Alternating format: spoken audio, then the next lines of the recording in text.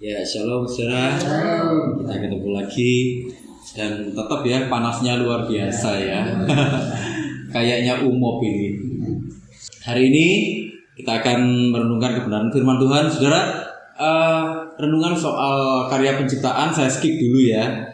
Saya ingin kita menghayati hari pencurahan Roh Kudus, saudara. Ya, nanti di pertemuan selanjutnya kita balik lagi ke renungan karya penciptaan ya. Nah, hari ini saya ingin share tentang ini Roh Kudus ya. Saudara, saya ingin share dari Yohanes 14 ayat 15 sampai 18, saudara. Kalau sudah dapat, saya ingin bacakan untuk kita semuanya, saudara.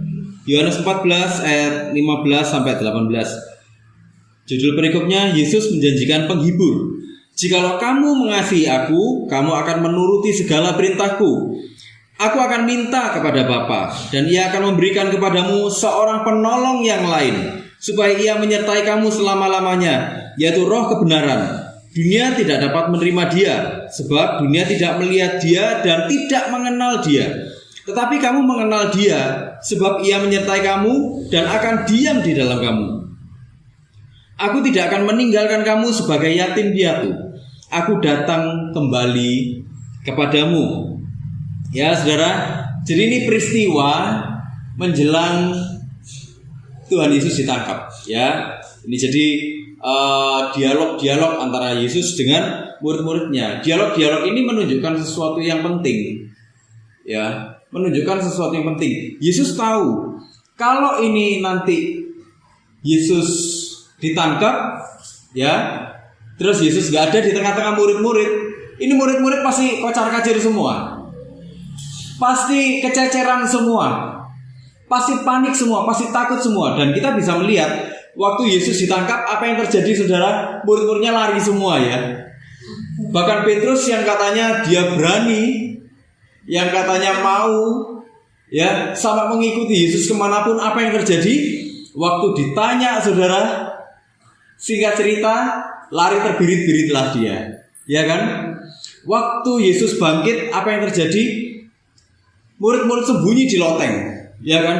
Itu jendela-jendela ditutup semua. Kenapa? Mereka takut di sweeping.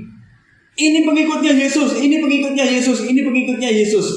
Mereka takut. Itu wajar. Biasanya kalau ada satu pemimpin ditangkap, biasanya anak buahnya ikut dicari-cari, saudara. Nah, murid-murid takut kejadian seperti itu terjadi sama mereka. Yesus tahu. Murid-murid akan panik, murid-murid akan ketakutan, murid-murid itu akan kehilangan orientasi. Itulah kenapa Yesus mulai memberi pesan-pesan. Yesus melihat ini sesuatu yang urgent. Murid-murid ini gak akan mampu bertahan tanpa dirinya. Selama ada dirinya, murid-murid ini mendapatkan semuanya, ya, mendapatkan pendidikan, ya. Kalau saya, dalam bayangan saya, murid-murid ini mungkin setara minimal tuh S3 teologi, saudara, ya.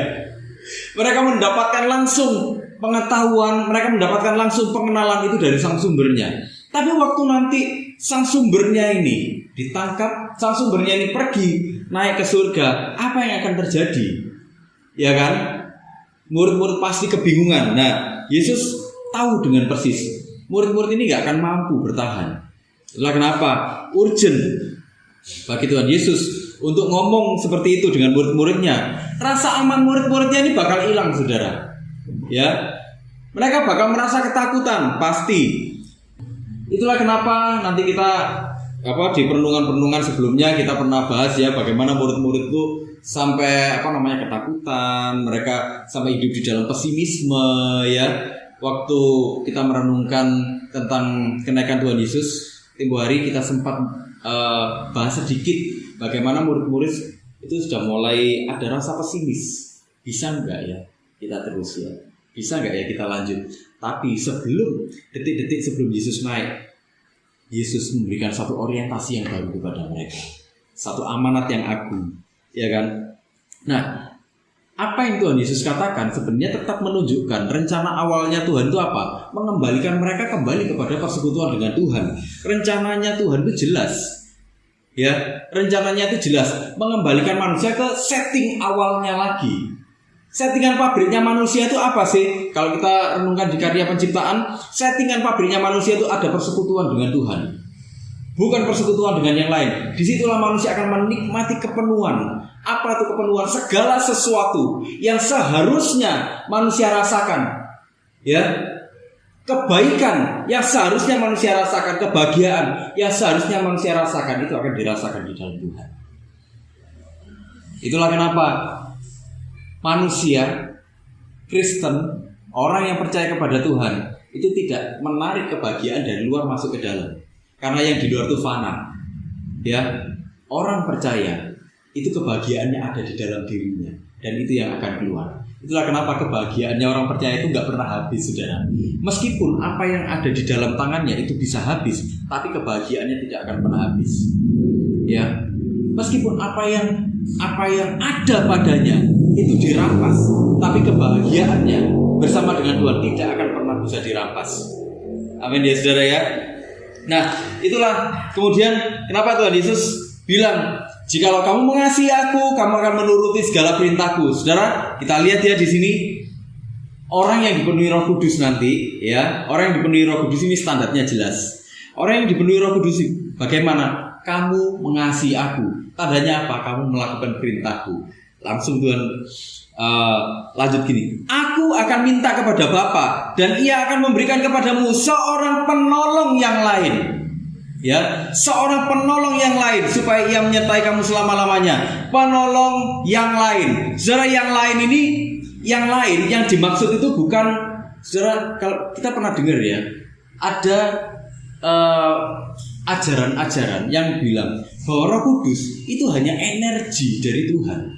Itu hanya satu energi, hanya satu kuasa yang keluar dari Tuhan. Jadi ini bukan satu pribadi.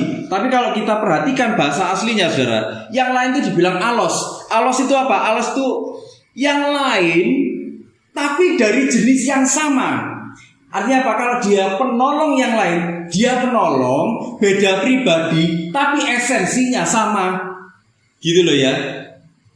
Jadi dia ini bukan energi. Roh Kudus ini penolong yang dimaksud ini bukan energi. Dia adalah memang satu pribadi, tapi dia bukan Allah Anak, bukan juga Allah Bapa. Gitu loh. Pribadi ini adalah Roh Kudus, tapi esensinya sama. Esensinya siapa? Sama-sama Allah. Gitu loh ya, saudara ya. Jadi pengajaran yang bilang bahwa Roh Kudus itu bukan Allah, itu hanya energi daripada Allah Bapa, itu keliru sama sekali. Ya, jadi kalau kita bingung, kita harus kembali lagi. Sebenarnya Alkitab ngomong apa? Gitu ya, saudara ya. Penolong yang lain, dia adalah pribadi yang lainnya lagi, tapi sama-sama Allah. Gitu ya. Nah, makanya ada seorang teolog, saudara. Ada seorang teolog, saya lupa namanya. Dia bilang kayak gini dalam satu bukunya. Roh Kudus ini seperti Yesus dalam versi yang lain bagi murid-murid waktu itu. Kalau dulu Yesus menyertai murid-murid secara fisik, tapi Roh Kudus menyertai murid-murid ini dengan cara yang lain, dengan versi yang lain, tapi penyertaannya sama. Gitu ya. Jadi penyertaannya sama seperti kita hari ini. Saudara, hari ini kita melihat Yesus enggak, saudara, secara fisik? Nggak ngelihat secara fisik ya. Kita sama-sama nggak ada yang lihat Yesus secara fisik hari ini. Tapi bagaimana kita bisa merasakan penyertaan Tuhan? Ya, saudara ngalami masalah semuanya, ya kan? Kita semua pernah ngalami tragedi. Kita semua pernah ngalami kehilangan. Kita pernah ngalami kejatuhan bahkan. Tapi saudara, apa yang terjadi di dalam hidup kita? Bagaimana kita merasakan ada penyertaan? Bagaimana kita merasakan ada kekuatan? Yang kita rasa itu sudah gak mungkin, Tuhan aku gak mungkin menanggung ini semua. Tapi sampai hari ini kita masih bertahan. Apa yang terjadi? Kenapa? Karena ada penolong yang lain itu, pribadi yang lain, tapi sehakikat. Nah, itu yang dimaksud oleh Alkitab. Makanya teolog ini bilang Roh Kudus itu seperti Yesus dalam versi yang lain untuk murid-murid waktu itu, gitu loh. Kalau Yesus bisa diraba secara fisik, penyertaannya kelihatan secara fisik, tapi Roh Kudus meskipun secara fisik mereka nggak lihat, tapi penyertaannya benar-benar nyata, mereka bisa rasakan, sama seperti yang kita rasakan hari ini. Itulah kenapa sampai hari ini kita bisa tetap percaya sama Tuhan, meskipun kita menghadapi pengajaran yang aneh-aneh misalnya, atau meskipun kita dalam pergumulan kita ada provokasi-provokasinya, buat apa? Ikut Tuhan tambah mendalam lah kok tambah soro. Bener gak? Kita sering ya, kalau mungkin kita dicurhati orang atau kita konselingi orang, kita sering kan denger yang kayak gitu. Buat apa ikut Tuhan? Buat apa ikut Tuhan? Buat apa ikut Tuhan? Tambah ikut Tuhan tambah soro. Tapi pertanyaan saya, saudara, untuk kita semuanya yang ada di sini, kita ikut Tuhan sudah 25 tahun lebih mungkin, ya, 30 tahun, 40 tahun lebih mungkin ya. Bahkan mungkin dari kecil kita sudah ikut Tuhan. Pertanyaan saya, masalah kita tambah selesai gak, saudara? Enggak ya? Nambah gak, saudara? Nambah. Kenapa saudara masih percaya sama Tuhan? Oh, ayo. Kenapa masih percaya sama Tuhan? Kenapa kok saudara masih bisa merasakan sukacita? Karena penyertaannya. Karena ada karyanya Tuhan di dalam hidup kita. Ya itu ya. Jadi penolong yang lain itulah. Jadi dia memang benar-benar pribadi. Kalau kita perhatikan di Alkitab, saudara, kita bisa melihat Roh Kudus itu benar-benar pribadi. Kenapa? Ada satu ayat yang mengatakan bahwa bagaimana Roh Kudus bisa berduka. Waktu orang-orang Yahudi nggak percaya dengan apa yang dikerjakan Yesus. Yesus bilang apa? Kamu mendukakan Roh Kudus. Iya kan? Kamu itu sudah mendukakan Roh Kudus. Artinya apa? Roh Kudus itu satu pribadi. Kalau dia cuma energi, dia nggak akan pernah bisa didukakan. Iya kan? Saudara, ini ada angin kan, saudara? Bisa rasakan? Saudara bisa nggak tahu angin sedih nggak, saudara? Pernah lihat angin nangis? Atau pernah lihat angin ketawa? Atau saudara kalau siang-siang lihat cahaya matahari, ya kan ada energi cahaya gitu ya. Saudara pernah lihat nggak cahayanya nangis, saudara? Terus gondok cahayanya nggak mau bersinar gitu. Pernah nggak lihat ya kayak gitu? Nggak kan? Kalau Roh Kudus itu cuman energi, dia nggak akan mengekspresikan perasaan. Dia nggak akan mengekspresikan apapun, gitu loh. Dia cuma bisa dirasakan, tapi dia ini bukan satu pribadi. Kalau dia nggak bisa mengekspresikan apapun. Nah, jadi jelas ya saudara ya, Alkitab menunjukkan dengan jelas sekali, ada banyak dalam perjanjian baru terutama, bagaimana waktu Ananias dan Safira ya mendustai Roh Kudus. Apa yang terjadi? Ananias dan Safira mati kan saudara waktu itu. Loh, kalau dia cuman energi, bagaimana mungkin dia bisa mengekspresikan dukanya atau mengekspresikan ketidaksukaannya atau mengekspresikan ketidaknyamanannya mungkin. Bagaimana mungkin? Enggak mungkin. Hanya pribadi yang bisa seperti itu. Ya saudara ya, jadi ini jelas. Kita nggak usah, kalau ada pengajaran yang aneh-aneh seperti itu sudah clear. Alkitab sudah ngomongnya jelas. Dia adalah pribadi yang lain, ya, tapi esensinya sama. Ya, sama-sama Allah. Aku akan berikan kepadamu penolong. Penolong ini apa? Penolong ini Parakletos. Kita sudah umum. Penolong yang lain. Jadi dibilang gini, Parakletos itu dia penolong. Dia ini juga penghibur. Artinya itu menghibur. Di Yohanes 16 ayat 7 dibilang gini. Namun benar yang kukatakan ini kepadamu adalah lebih berguna bagi kamu jika aku pergi. Sebab jikalau aku tidak pergi, penghibur itu tidak akan datang kepadamu. Tetapi jikalau aku pergi, aku akan mengutus dia kepadamu. Dia seorang penghibur. Dia seorang penasehat. Penasehat dalam arti ini dibilang kayak gini saudara. Penasehat itu orang yang dipanggil dari pinggir jalan. Untuk apa? Fungsinya untuk menolong. Jadi kita lagi di perjalanan ini saudara. Ya, jadi gambarannya gini, kita lagi ada di perjalanan. Terus habis itu kita ini butuh pertolongan. Terus ada di pinggir jalan, kita minta tolong ya, tolong aku ya, soalnya aku udah nggak sanggup lagi. Ya, waktu kita sudah nggak sanggup lagi, dia datang menolong. Jadi penasehat yang dimaksud itu seperti itu. Saya ingin bacakan di ayat ke-26, Yohanes 14 ayat ke-26. Dibilang gini, tetapi penghibur yaitu Roh Kudus yang akan diutus oleh Bapa dalam namaku, dialah yang akan mengajarkan segala sesuatu kepadamu dan akan mengingatkan kamu akan semua yang telah kukatakan kepadamu. Dia menolong dengan cara apa?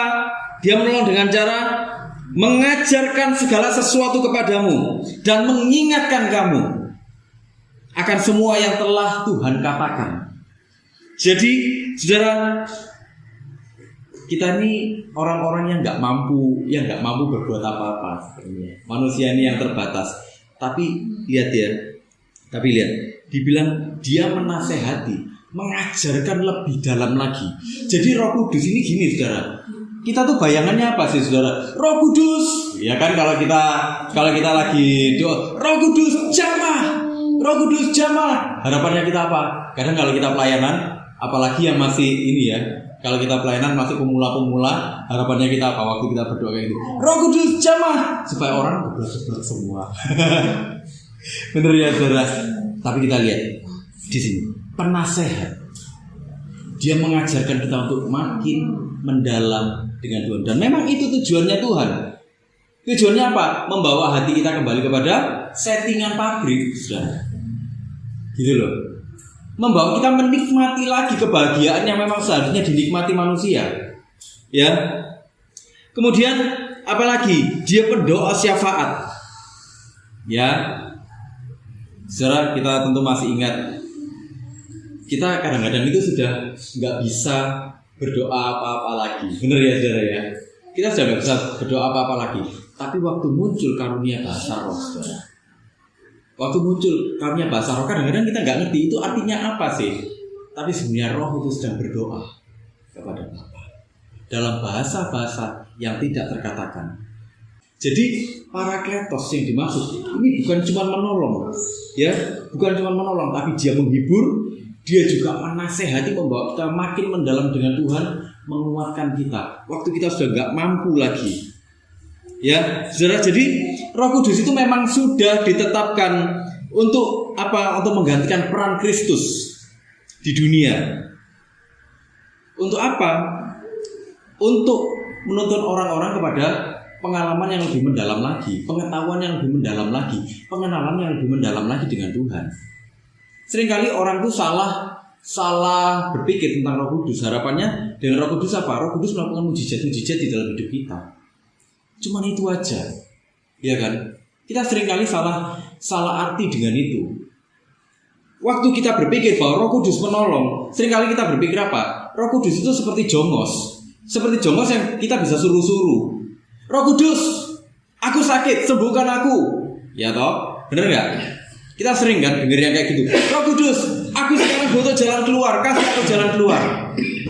Banyak orang berpikir, banyak orang memperlakukan Roh Kudus yang dimaksud dengan penolong seperti yang mereka bayangkan. Dalam hal ini, kalau kita minta tolong ya ditolong dong. Artinya apa? Kalau kita minta tolong dan ditolong, kita ini sebenarnya lagi cari tukang suruh-suruh, tukang suruh, bener gak? Orang yang bisa disuruh-suruh, gitu loh, ya. Jadi kita harus memahami itu, saudara. Jadi Roh Kudus itu memimpin kita mengenal lebih dalam mengenai apa? Mengenai kebenaran Injil itu. Kebenaran Injil itu yang bagaimana? Kebenaran Injil itu adalah kebenaran yang memerdekakan kita. Memerdekakan yang bagaimana, saudara? Yesus datang, saudara, ke dunia. Dia nggak angkrik-angkrik di surga. Dia mau bersusah payah di surga, dari surga turun ke dunia untuk kita. Dia mau mati, rela dia disalibkan, dia disiksa, dia dihina. Untuk apa? Menebus dosa kita semua. Dia bangkit, dia naik ke surga. Kenapa kok itu dia lakukan? Roh Kudus memimpin kepada kita untuk memahami itu semuanya. Tanpa kita ada bantuan Roh Kudus, kita nggak akan memahami kenapa kok Tuhan itu sampai mau datang ke dunia.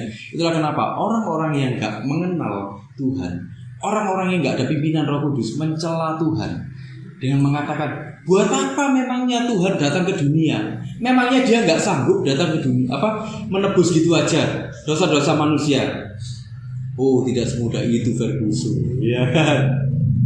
Gak semudah itu.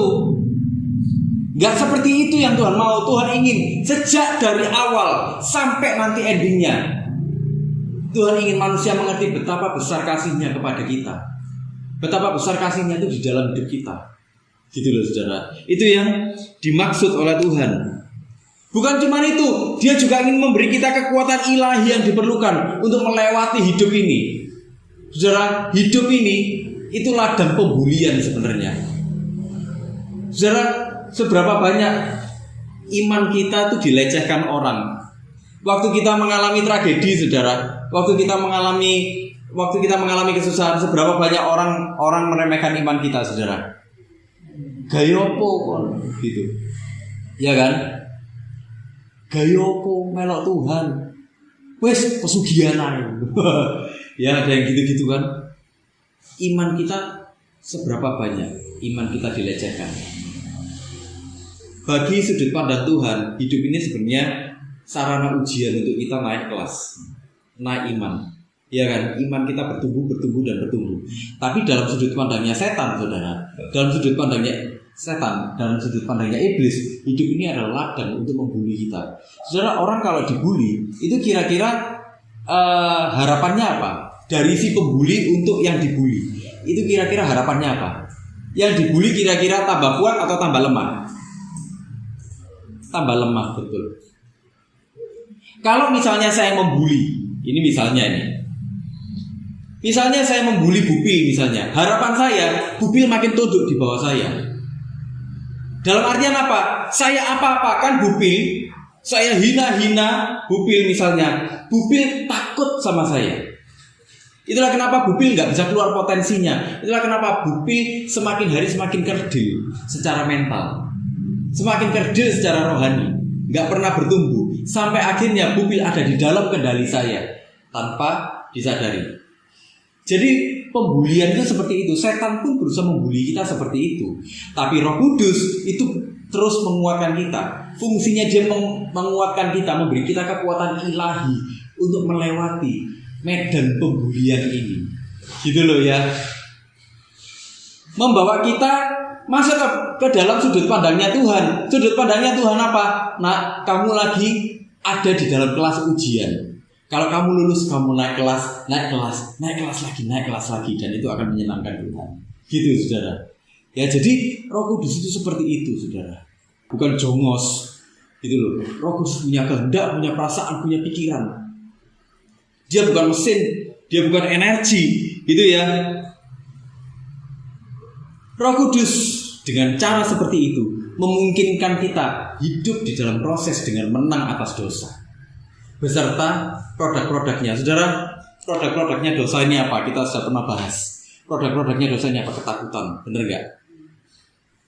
Orang sekalipun dia punya begitu banyak kekayaan, kalau nggak ada karya Tuhan di dalam hidupnya, dia akan selalu ketakutan.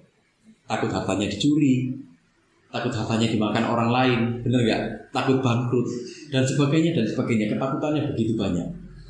Apalagi kesedihan. Berapa banyak, saudara, kita dikit-dikit khawatir, dikit-dikit merasa sedih, ya. Dan bukan cuma sedih. Orang sedih sih wajar, saudara. Tapi waktu orang hidup di dalam kesedihan, itu nggak wajar. Orang takut wajar. Kenapa? Karena ketakutan itu sedang mengingatkan dia ada sesuatu yang nggak beres. Tapi waktu kita hidup di dalam ketakutan itu nggak wajar. Kenapa? Karena waktu kita hidup di dalam ketakutan sedang memenjara hidup kita, sedang mengikat hidup kita, sedang membuat kita nggak bisa melihat kasih Allah lagi di dalam hidup kita. Itu loh yang jadi masalah. Dan Roh Kudus memberi kita kekuatan untuk melewati itu semua, untuk mengalahkan dosa yang mengikat hidup kita beserta setiap produknya. Gitu loh, saudara ya. Jadi apa produk dosa yang ada di dalam hidup kita? Roh Kudus akan menguatkan hidup kita, akan menguatkan kita untuk melewati semuanya itu. Atau mungkin kita lagi hari ini mungkin putus asa, melewati proses demi proses. Roh Kudus juga akan kuatkan kita, saudara. Sang penolong itu akan menolong kita, akan menghibur kita, akan menasehati kita, menguatkan kita lagi, mengingatkan kita lagi. Itu untuk mengasihi kamu loh. Sekalipun kamu ada dalam situasi yang berat, Tuhan mengasihi kamu, ya, gitu. Saudara, Kenapa kok manusia butuh Roh Kudus? Pergulatan terbesarnya manusia itu apa sih, saudara? Dosa kan? Ya kan? Dosa itu apa? Dosa itu sesuatu yang bertentangan dengan Tuhan. Kalau Tuhan ada di sana, kita ada di seberangnya. Jadi ini menentang. Kita nggak ada di satu barisan dengan Tuhan. Ini saling menentang seperti ini loh. Dosa itu seperti itu. Nah, Roh Kudus itu akan membawa kita kembali sejalan lagi dengan Tuhan. Itu yang memang Tuhan mau. Kenapa? Karena sejak awal diciptakan, Tuhan tuh ingin manusia itu ada di dalam pelukannya, berjalan sejalan dengan Dia, bukan berjalan sendiri-sendiri. Secara dunia ini memang nggak sempurna, nggak ada dunia yang sempurna ya. Dunia yang sempurna itu cuma ada di dalam dongeng. Cuma ada di dalam dongeng aja. Itu pun kalau kita preteli satu-satu masih banyak kurangnya. Dunia bahkan dongeng pun tuh ada yang gak ideal. Gak ada yang ideal sama sekali. Tapi sekalipun dunia sudah gak ideal, kasih Allah tetap ideal di dalam hidup kita. Ya, karya Roh Kudus tetap ideal dalam hidup kita. Jangan pernah melupakan di dalam hidup ini. Makanya Tuhan bilang apa? Tadi dibilang gini kan, di ayat ke-18 dibilang, aku tidak akan meninggalkan kamu sebagai yatim piatu. Ya, aku tidak akan meninggalkan kamu sebagai yatim piatu. Sekalipun engkau gak melihat aku, tapi engkau akan tetap tahu bahwa aku ada bersama-sama dengan engkau. Nah itu saudara ya. Saudara, saya akan lanjut. Dengan demikian Tuhan itu ingin menyatakan gini, nah, aku selalu menyertai kamu. Kalau aku sampai mengutus Roh Kudus itu ke tengah-tengahmu, artinya aku selalu menyertai kamu. Secara saya ingin kita melihat di sini di ayat 16 dibilang gini ya, di bagian terakhir, supaya Ia menyertai kamu selama-lamanya. Ayat 17 ya. Tetapi kamu mengenal Dia, sebab Ia menyertai kamu dan akan diam di dalam kamu. Saudara, menyertai, diam di dalam kamu. Di dalam bahasa aslinya dibilang gini, bersama. Yang pertama di ayat 16 itu bersama. Jadi penyertaannya Tuhan itu bersama, kemudian di sebelahmu, juga di dalammu. Ini menunjukkan gini. Jadi penyertaan Tuhan itu bersama-sama dengan kamu, ya, berjalannya itu bareng-bareng. Kemudian di sampingmu, tapi gak cuma di sampingmu, bahkan Tuhan ada di dalammu. Gitu ya saudara ya. Penyertaan Tuhan itu bahkan ada sampai kekekalan. Jadi konteks yang dimaksud Tuhan di sini itu penyertaannya nggak cuma aku menyertai kamu, tapi dalam jangka waktu tertentu. Enggak. Penyertaan Tuhan itu dalam konteks kekekalan. Bahkan sebelum kita mengerti kalau kita disertai Tuhan, Tuhan menyertai kita. Sampai nanti kekekalan Tuhan menyertai kita. Artinya apa? Penyertaannya Tuhan tidak hanya satu sisi, tapi penyertaannya itu benar-benar sempurna. Gitu ya. Jadi penyertaannya lewat Roh Kudus ini sempurna. Inilah penyertaan yang sempurna. Memang kita nggak melihat secara fisik, tapi dalam apapun, dalam kegiatan apapun, dimanapun, kapanpun, Roh Kudus ada menyertai kita, menolong kita, menghibur kita, menguatkan kita melewati dunia pembulian ini yang berusaha dilakukan oleh iblis. Dan Allah akan memastikan bahwa kita menang bersama dengan Roh Kudus. Allah akan memastikan kita bisa melewati semuanya dengan baik. Amin saudara ya. Kenapa kok kita bisa merasakan pengenalan itu? Kita bisa merasakan penyertaan Tuhan. Ayat 17 bilang gini, dunia tidak dapat menerima Dia sebab dunia tidak melihat dan tidak mengenal Dia, ya. Tetapi kamu mengenal Dia. Mengenal Dia ini Tuhan pakai kata gini, sebab kamu ginosko. Ginosko itu gini saudara. Mengenal itu gini, menggambarkan hubungan seksual antara pria dan wanita. Saudara, kalau kita suami istri, terbuka dua-duanya. Ada yang dirahasiakan enggak? Bahkan di bagian-bagian yang paling rahasia, yang orang enggak tahu, kita mengenalinya. Benar enggak saudara? Jadi Tuhan itu bilang kayak gini, kamu mengenal Dia. Itulah kenapa kita bisa merasakan penyertaannya Dia. Karena kamu mengenal Dia, karena kamu intim dengan Dia, karena kamu intim dengan Roh Kudus, karena kamu saling terbuka dengan Roh Kudus. Jadi memang tujuannya Tuhan itu apa? Mengembalikan keintiman antara manusia dengan Tuhan. Supaya manusia ini apa? Ginosku. Supaya manusia ini apa? Mengalami keterbukaan yang sempurna di hadapan Tuhan. Tidak ada yang tertutup-tutupi. Kita terbuka di hadapan Tuhan dan kita makin mengenal Tuhan lagi. Saudara, sebenarnya yang menguatkan kita dalam menjalani kehidupan itu bukan mujizat-mujizat kok. Bukan mujizat terjadi di dalam hidup kita terus habis itu kita kuat. Enggak, bukan itu. Itu cuma salah satu bagian kecil dari apa yang Tuhan lakukan. Itu bagiannya kecil sekali.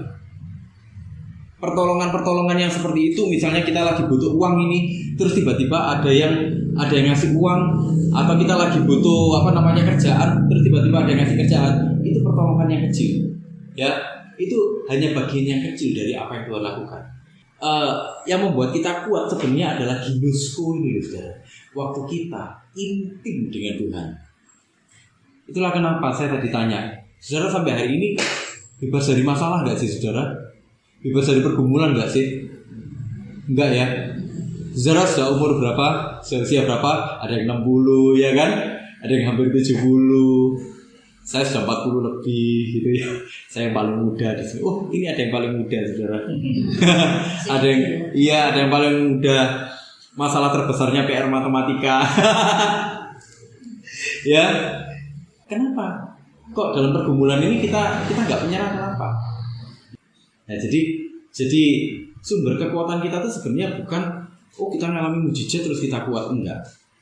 Saudara, kalau itu yang jadi tumpuan berpikir kita, waktu kita berdoa dan kita nggak mengalami pertolongan, kita akan ngomong bahwa Tuhan itu pengkhianat. Dalam satu kesempatan doa kita nggak dijawab Tuhan, kita akan segera menjadi penghujat Tuhan. Orang menghujat itu ngapain sih, saudara? Orang menghujat itu kan sebenarnya lagi ngomong engkau bukan Tuhan, karena engkau nggak kompeten sebagai Tuhan, gitu loh.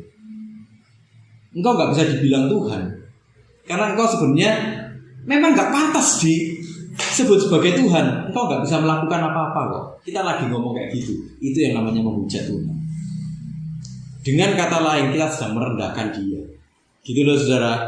Ya, jadi itulah kenapa Tuhan tuh ingin kita intim lagi dengannya. Dalam dunia yang penuh dengan bulian ini, saudara, kita akan mengalami kekuatan. Saudara, setiap momen ini adalah momen-momen yang menguatkan hidup kita sebenarnya. Momen-momen yang menguatkan hidup kita, momen-momen yang dengan itu kita akan memuliakan Tuhan. Ya, memang tantangan pergumulan itu nggak akan pernah ada habisnya. Nanti sampai kita dipanggil pulang ke rumah Bapak, saudara. Ya pergumulan baru selesai, ya kan? Pergumulan selesai. Tapi selama kita masih hidup di dunia, kita akan menghadapi pergumulan demi pergumulan. Kalau nggak menghadapi orang lain, menghadapi keuangan. Nggak menghadapi keuangan, menghadapi sakit penyakit, ya kan? Nggak menghadapi sakit penyakit, menghadapi apa lagi, saudara? Keluarga, betul. Ya kan? Menghadapi apa lagi, macam-macam kita hadapi, saudara. Itulah namanya kehidupan, nggak ada yang sempurna. Tapi sekali lagi, bahwa penyertaan Roh Kudus selalu sempurna. Penyertaan Tuhan selalu ideal, ya. Tuhan akan menolong kita untuk melewati setiap masa. Saudara, gini, kenapa kok Tuhan tuh sampai ngomong seperti ini? Rancangannya seperti ini, supaya Roh Kudus dicurahkan. Dia tahu, tanpa Tuhan kita ini bukan siapa-siapa dan bukan apa-apa. Tanpa Tuhan, kita ini gak akan melangkah kemana-mana. Tanpa Tuhan, hidup kita cuma akan hancur. Dia tahu persis itu. Itulah kenapa Dia bilang, aku akan minta kepada Bapa dan Ia akan memberikan kepadamu seorang penolong yang lain. Dia tahu bahwa tanpa itu semua habis binasa kita. Gak akan kita mengenal Tuhan, gak akan kita intim dengan Tuhan, gak akan kita ginosku dengan Tuhan. Ya, artinya apa? Kalau hari ini sampai usia segini kita masih mencari Tuhan, kita masih intim dengan Tuhan, itu adalah anugerah yang besar. Itu adalah mujizat yang terbesar. Kalau soal pertolongan-pertolongan yang lain, ya, saya percaya gini, saudara. Saudara, kalau kita ini anak, apakah Tuhan itu akan biarkan gitu aja anaknya? Enggak kan? Tapi Tuhan juga nggak ingin memanjakan anaknya. Kalau kita ini jadi orang tua, saudara, kalau anak kita kesulitan, kita pengen nolong nggak, saudara? Pingin kan? Tapi dalam hati kita pingin nggak manjakan anak, saudara. Kalau manjakan anak, kita pasti berpikir gini, orang tua. Ini kita orang tua yang benar nih, saudara ya. Kalau anak terlalu dimanjakan, terlalu banyak privilege untuk anak, dalam masa-masa kedepannya dia akan jatuh. Itulah kenapa kadang-kadang kita sebagai orang tua kadang membiarkan mereka menghadapi masalahnya sendiri, ya kan? Tapi dari jauh kita pantau. Nanti kalau anak ini sudah benar-benar mentok, kita turun tangan, saudara, ayo tak bantu, ya kan? Kita orang tua seperti itu kan, saudara. Kita nggak ada, ini orang tua yang benar, saudara, ya kan? Kita nggak ada keinginan untuk memanjakan anak, tapi kita juga nggak membiarkan anak gitu aja tanpa pertolongan, ya kan? Tuhan pun seperti itu dengan kita. Selama-lamanya saya ingin bilang, kita tetap anak kok. Berapapun usia kita tetap anak di depan Tuhan. Ya, Tuhan tetap Bapa kita dan Dia nggak akan biarkan kita sendiri. Biarkan karya Roh Kudus nyata dalam hidup kita semua. Makin intimlah dengan Tuhan dan makin nikmatilah Roh Kudus dalam hidup kita semua. Mari kita semua sama-sama berdoa, saudara.